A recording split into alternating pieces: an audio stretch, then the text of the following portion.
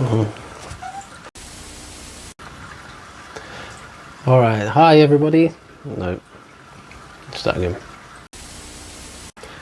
Hi everyone, and thank you for joining me once again. No, hi everyone. Welcome to another episode of the Biotope vlog. My name's Chris Englezu from CE Fish Essentials, and I'd like to thank you all for joining me for another edition of this video series where I talk about some of the interesting biotopes I've seen around the world, some that I know of or have some sort of interest in. And today I want to speak to you about the Atabapo River once again, but particularly with a focus on Terrafillum altum, the true Altum angelfish from the Atabapo River.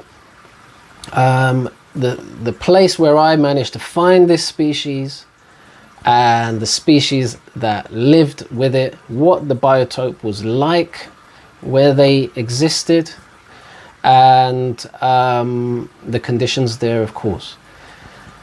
Now, I suppose the best place to start is some of the history, I guess. I always like to delve into the history of these things. Now, a lot of people will know Terrafillum altum as Terrafillum altum Pellegrin 1903.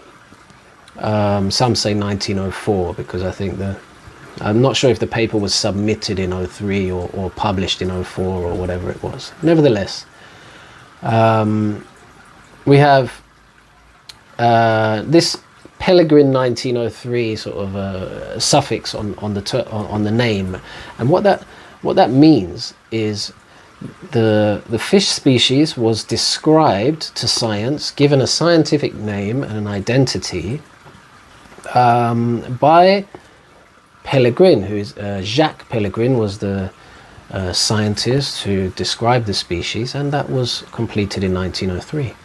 Now, what a lot of people don't realize is that prior to the description of that species, he would have had to come across in some way some specimens of this fish. And that would take somebody to go there to the river, to the type locality, which prior to the description would not have been known. Now, a type locality is just, in simple terms, it's the place where the original specimens were collected from. So in this case, the type locality is San Fernando de Atabapo, so it's right at the mouth of the Atabapo River. Once the black waters begin, there's some habitat there where you can find them. I went to the type locality to find them and was successful as well, which was amazing to be stepping over the same steps as people from the past. But yeah, what I wanted to point out was that Pellegrin would have had to come across some specimens, and not many people know that the person who actually collected the fish, the first Terrafillum altum, the first discoverer of the altum from Atabapo, was a man named Jean Chaffanjon. Chaffanjon, I think that's how you say it. And he was a military man. His father was an explorer or a scientist of some kind. I think his name was Charles. It might have been his uncle, actually. Charles Bernard or Bernard.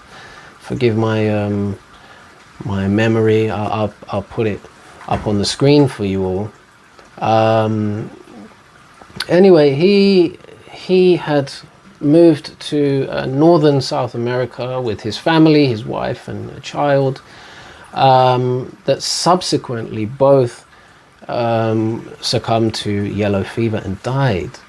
And so he had then gone on into this expedition. I mean, I can't really imagine what it would be like to experience such a thing, but he then went off into the wilderness, pursuing this exploration of the Upper Orinoco. This was around 1885.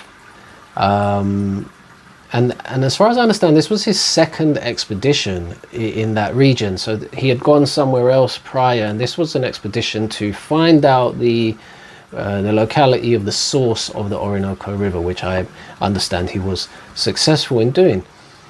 But as part of his journey, he collected various specimens, including the original Terrafillum Altum, and later on sent those to be described. So it's actually the collections of Jean Chaffanjon that are the reason why we had that original description. So you can find information on him a little bit on Wikipedia and Google and such. So for anyone who's interested in the history of these things, you can go and do a little bit of homework. So yeah, there is a photo that I have of him, which I believe is 1886 or 87. So a little bit later than the original kind of collection, the journey that he took in 1885. So fast forward 127 years, and here I am at San Fernando de Atabapo. I'm also walking or sailing on the footsteps of people like Alexander von Humboldt as well, incredible explorers from the past who have been to these places and seen them in their absolute purity. At least to you know, I'm not perfectly familiar with the dates of many of the conquests of those regions, but at least they would have been able to seen the nature in its purity anyway. Now, I was there during the high water season, so the water was still relatively high. Now, this is really interesting because for these fish species, especially Terrafillum altum, during the high water season, a lot of the forest becomes flooded. The water levels can increase by 10 meters or more, and water just inundates lots of the forest, giving access to these fish species and or giving these fish species access to new grounds, places where they can breed and thrive and protect themselves from the innumerable large predators that exist in the main river. Now, even just looking at Terrafillum in general, all of the species, you see their very, very slender bodies, and you see the dark bars on the bodies, which as soon as you put them in context in a flooded forest, you really understand what those bars are for. They look exactly like the twigs that are surrounding the fish. And so a key little tip for you Biotope aquarium hobbyists out there: you need twigs, shall we say, for your Terrafillum in order for them to thrive, really, or at least to instigate some natural behaviors. So you have the flooded forest habitat, and that's predominantly where you find these type of fish species. They can very easily move in and out of all the trees and twigs and find themselves in safer places. They can access fruits in there that are on the trees that have suddenly become flooded, and so on and so on and so on. But during the dry season, this is where the Atabapo region is quite unique, and this is where the Atabapo altums are also quite unique in their adaptability. So what we find is that in the low water period, the large granite-like rocks that you find along the Atabapo River become the home, so to speak, the safe place for Altum angels. And I mean, I'll be able to put a picture up and show you. But often you have huge boulders that can sometimes have cracks and crevices down the middle, and inside these crevices is where these fish actually find their safety.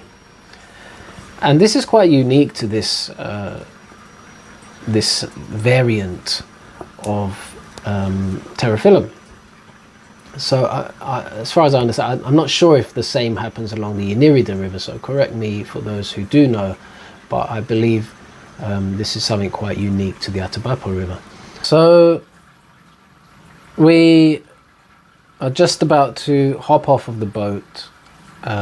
First of all, we have to speak to the soldiers at the military checkpoint, which is where we're situated. We explain who we are, what we're there for, and somehow we have to convince them that we would like to swim in the water right by their military sort of area. Further along around the back of this island, they have all of their boats and so on. So it seemed highly unlikely. However, we were extremely lucky that they seemed to be fine with us doing that. So we went ahead. There was one particular spot that we saw at first, which is just over a mound of rock, situated just at the base of some palm trees, were lots and lots of rocks with crevices and such going down into the river, and lots of terrestrial grass in this kind of shallow area. I'll show you guys a picture.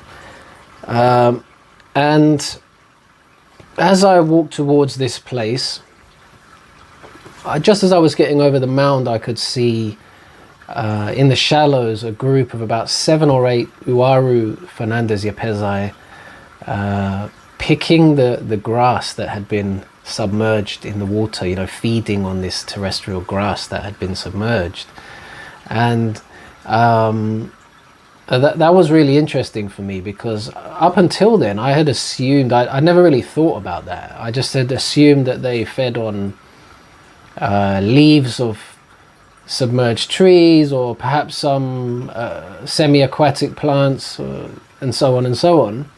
Maybe even periphyton, some sort of detritus, or whatever that would be their main dietary component. I'd not really thought that they would go around the shallows picking grass. So that was interesting, a nice observation to take away. But as soon as they saw me, they absolutely scattered. And for anyone who is familiar with Uaru, especially Fernandez-Yapezai, they'll know that they're quite a shy fish. They're endemic to that region. Actually, they're known from the Atabapo River. As far as I understand, they're a blackwater restricted species, so their range is not very wide. White waters and so on represent a distinct ecological barrier to them.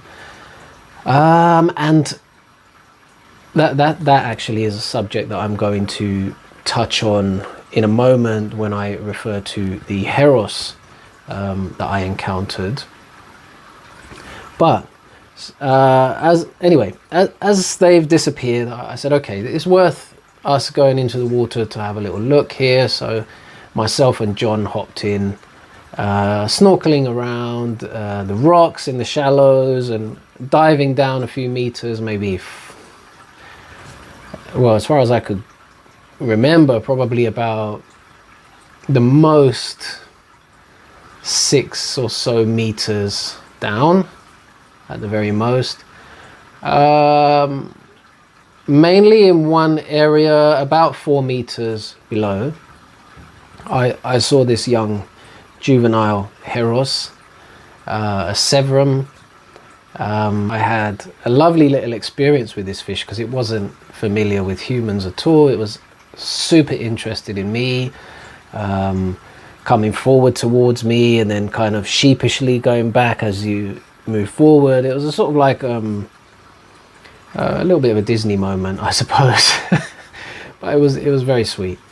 So I was kind of entranced in this moment and just enjoying this wild nature and the little connection I was making with this small young Severum. And I started to get an elbow on me, and I can hear John shouting to me below the water. And as we went back up, he said to me, go down, go down. You want to see this? So I went down, and because of the nature of the river at that time, the water current is quite strong. And the rocks are so rough and round. They're big. There's nowhere really to hold on that doesn't hurt your hands, and you can't get a good grip. So you have to grab onto these crevices. So we went down, and John was pointing into the crevice, and so I held on and had a look in, and lo and behold, I see a young, well, it looked like an adult Terrafillum Altum, which was just amazing to see. Funny enough, though, I mean, if you imagine the crevice was maybe 40 or so centimeters deep to where the fish was, and then a little bit more below. I could only really see one from there, but I know there were others because I couldn't see them, but I saw them move into an area of the crevice which I couldn't see. But this one particular one just stayed there and was just sort of looking up like, hello, can I help you, sort of thing. And again, not accustomed to humans or anything like that, just had happily existed there without any bother for its life, I guess. So because of the crevice being so thin, maybe 15 centimeters or something at the top and then wider towards the bottom, I wasn't able to get my hand in very far. So the net I could only get so far in, and even though the fish wasn't afraid, it was reluctant to go into the net. So I wasn't able to bring it out. But yeah, it was a lovely thing to see. I mean, approximately, say, yeah, 4 meters or so below, maybe less, maybe 3 even. This Terrafillum and its a small group of others in the crevices in these rocks in the high water season. So this is in contrast to information that is provided currently, where they say in the high water season all of the fish go into the forest, and then in the low water season they're restricted to these boulders where they hide among the crevices.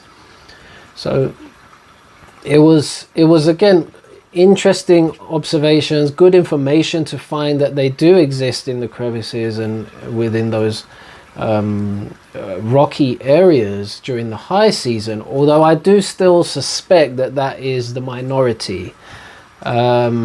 I think the fair thing to say is that you can't say that all of the species of a species do the same thing, but it is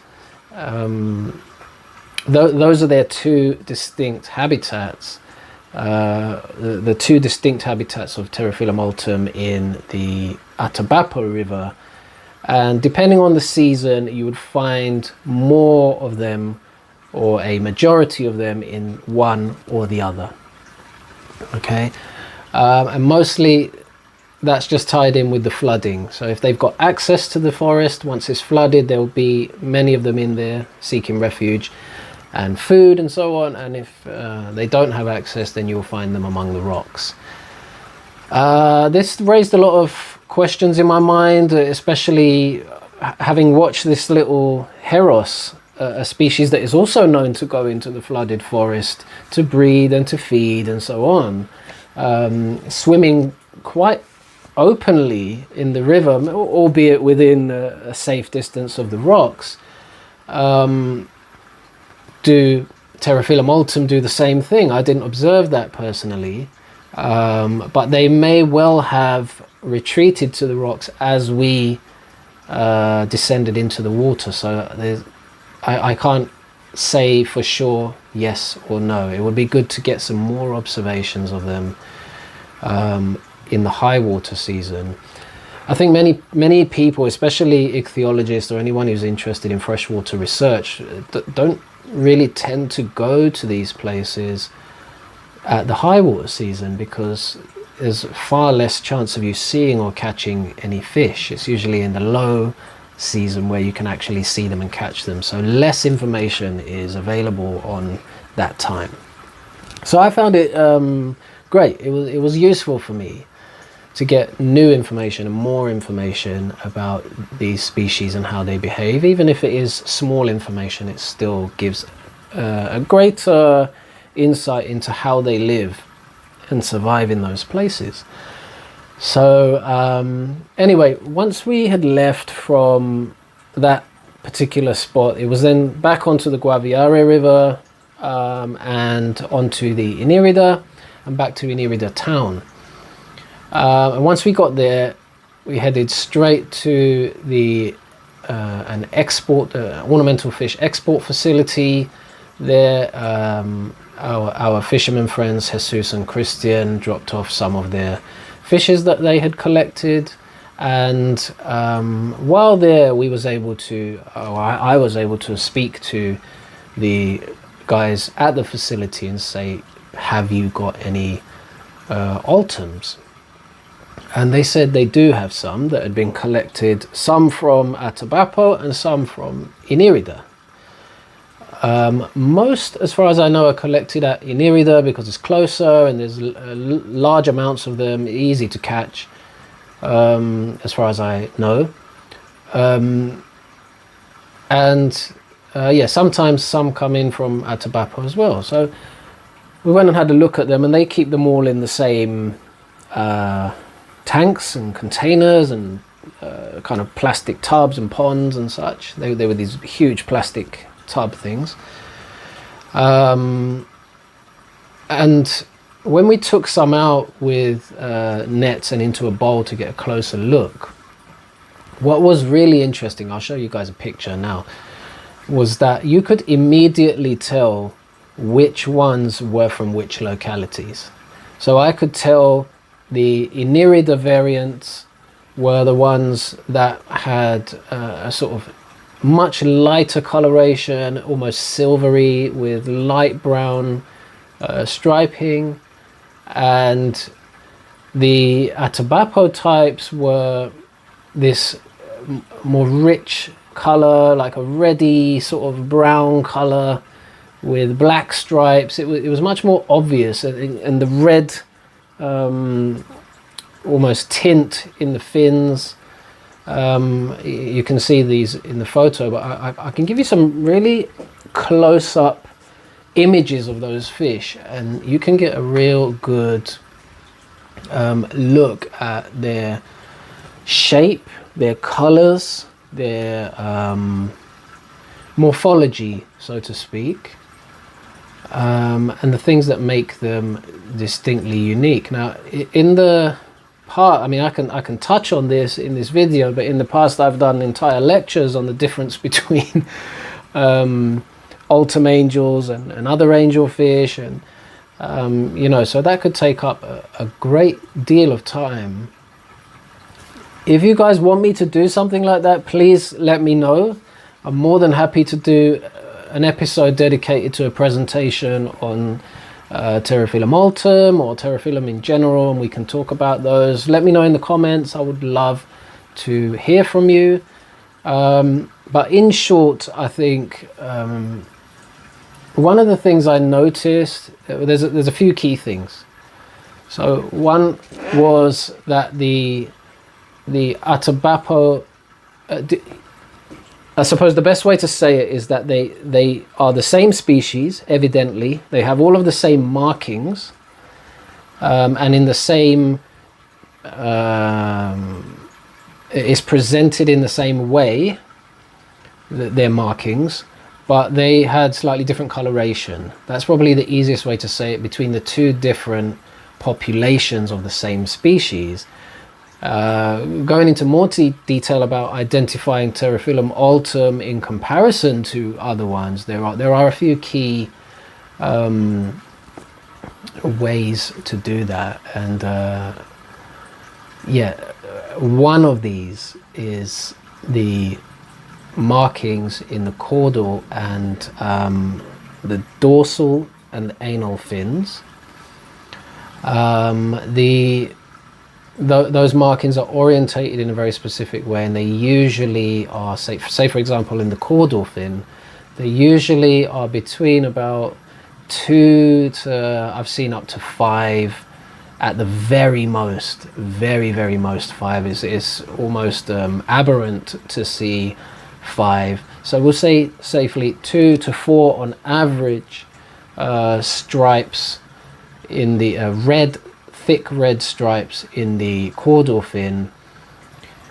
A lot of the Altum angels you see in the aquarium trade do have stripes in the caudal fin, but they may be a lot thinner and more numerous, and this isn't something that's a typical characteristic of Altum angels. It's actually not a characteristic of Altum angels, Terrafillum altum, just for clarity. Anyway, as I say, I can go into more detail on that stuff much later or in another video. Please let me know if it's of interest to you guys. From here, I would like to jump back a little and talk about the Heros that I encountered. Now, I've just got my little notes up here, because when I initially came across the little Heros species that I had my little Disney moment with in the river, I thought that it could be the variant that is also found in Inírida. That I understand is an undescribed species. I haven't followed up whether that's been described recently or not, but the reason I thought that is because its patterning was, it was just the yellowish base with the bluey black sort of striping on the body. Later on, you know, I come to realize that actually, although that species is known from the region, there is also Heros severus in the Atabapo River and Heros liberifier in the Atabapo River, and they exist, at least the latter two exist syntopically. I don't know enough about the first one, other than that it can be found in Inírida in places such as Caño Bocón. Now, I also realized that the juveniles of these two latter species also display their striping most of the time as young fish, so as juveniles. And so that makes it all a little bit more confusing. So it could have been one of 2 to 3 species. I couldn't nail down exactly which species, However, some interesting facts or bits of information that I came to learn about these, which I thought is worthwhile sharing with you guys, is that so you have Heros severus and Heros liberifer both exist syntopically in the Atabapo River, and essentially if we start with Heros severus, that species is known to be a blackwater restricted species, so it's mostly, if not exclusively, encountered in blackwater habitats. Whereas, and actually it's also a species which is known as more lentic adapted, so adapted to lake habitats as well, and backwaters and this sort of thing, flooded areas and so on. Whereas Heros liberifer is known not only from blackwater rivers like the Atabapo, but it's also known from clear waters and even white waters, and it swims quite openly in the rivers, main rivers as well. So even though these two sort of sister species coexist in the same area, they occupy distinct niches, shall we say. And so it's hard to say in a river which is a blackwater system where they both exist, which one it could have been, not to mention the fact that there was a third one that it could have possibly been as well. Anyway, the thing I found that was quite interesting is I started to ask myself what by what method could the Heros, because it mentioned that Heros liberifer is also found in the Upper Rio Negro region and so on, and as far as I know, there are Heros severus also found in the Upper Rio Negro, but the only passageway, natural method of passage from the Rio Negro to the Orinoco River system is via the Casiquiare River. Now that is a white water river, more or less, and so for Heros severus to migrate, to be in both systems and to be able to migrate that river would be absolutely unrealistic.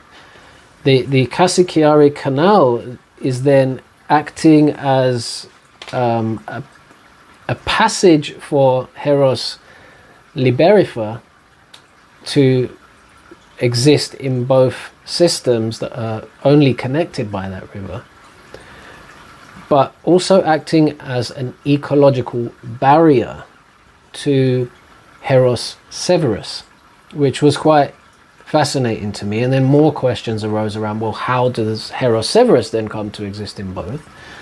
And then having looked in quite good detail at the river systems of the Upper Atabapo, the tributaries that feed into the Atabapo River, you have the Guasacavi, the Temi, and the Atacavi. So I previously had gone up the Atacavi River, but before that, right in the center, is the Rio Temi, and this is the route that Alexander von Humboldt explored many years ago, and was able to go overland. Once he got to the upper parts of the Rio Temi, he was able to go overland a region called the Isthmus of Pimichin. Now, in that region, you can travel from the Upper Temi, I suppose in the dry season, from the town of Yavita, across land to a town on the, or a village on the Upper Rio Negro called Maroa. Now, I imagine that them rivers being so very close together, them streams being so very close to the different river systems, that in the high water season it's quite likely that there are floodplains there that would permit, or at least flooded forest or something that would permit the movement of Severus from the Upper Rio Negro into the Orinoco through that pathway. So it's very interesting to think that two species could have crossed their paths. Maybe one existed on one side and one existed on the other, and one used the passageway that was the Casiquiare Canal, and one used the Temi through white water and one through black water, but they somehow both found ways to coexist on both. Extremely fascinating concept. Yeah, it's testament to the way that nature always finds a way. So in the case of Severus, where the Casiquiare Canal represents a distinct ecological barrier, there were still other methods by which that species at the right time could migrate its way from the Upper Rio Negro into the Orinoco, and so on. There's reason to believe that Altum angels could do the same from the Orinoco to the Rio Negro, or vice versa. And there are localities along the Casiquiare River, not the main river, but some of the tributaries there, the Blackwater tributaries, where Terrafillum Altum have been found. So lots of questions arise there. You also have regions of the extreme upper Inírida River that are very closely situated to the upper Rio Negro, which I think by that point goes into Colombia, and it becomes the Rio Marañón, same river, different name. And so flooded areas there could as well allow exchange from one, of fish species from one river system to the next. So a lot is still to be understood. There's lots of questions around the identity of Terrafillum in the Upper Rio Negro and the other areas. I hope one day to be able to reveal all of these answers to you guys. Who knows, maybe we have to take a trip and explore for ourselves. But yeah, so this was that habitat that I went to. If I haven't given you the parameters yet, it was 3.7 pH was the main river. The temperature varied depending on your depth, but anywhere from around about 29.7 at the surface to give or take 4 or 5 degrees depending on how deep you went in the river. That's one thing. Again, don't forget that in the nighttime and the daytime you have different heat. In the daytime the heat goes into the 30s at that time of year, and then quite high in the 30s, and then you've got in the nighttime around 10 degrees. There's a lot of temperature fluctuation, but at the same time a degree of consistency below water, which is what the fish are used to.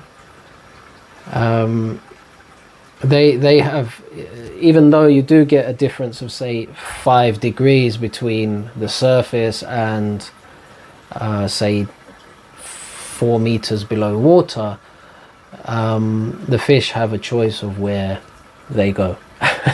So they may go to the surface temporarily and they come down. They're not going to stay in a temperature of 32 degrees. If it's really hot at the surface, they'll just swim down. So they get to choose that within a range of temperatures where they feel most comfortable. This is something that is extremely difficult to replicate in aquaria, so we have to find the most comfortable range for that species. And then there's also a lot of other things to factor in, like disease management. You know, many of the common bacteria or illnesses that affect fish species are less able to do so at higher temperatures. Some of them are more able to do so at lower temperatures. So really it's very difficult being a biotope aquarist to know exactly where to sit a temperature for a species like Terrafillum altum. That's another interesting discussion. I don't want to go too deep into that, because we're going to end up several hours long on a video that really doesn't need to be. But again, another topic we can discuss in the future. Let me know your thoughts on illnesses, diseases, parasites, anything that you've encountered while keeping Terrafillum altum or other similar species, or just completely different species. What are your experiences, especially with altum angelfish, if you have managed to come across some and keep them. And yeah, until the next time, I thank you very much for joining me. Please direct any of your questions into the comments section. I always do my best to answer them. If there are any topics that you guys are interested in that you would like me to speak more on, please let me know. Do not forget to subscribe and just click that little bell button so that you'll get a nice notification every time I upload a new video. Thank you so much for tuning in, and I will see you guys on the next episode. Don't forget, a goal without a plan is just a wish.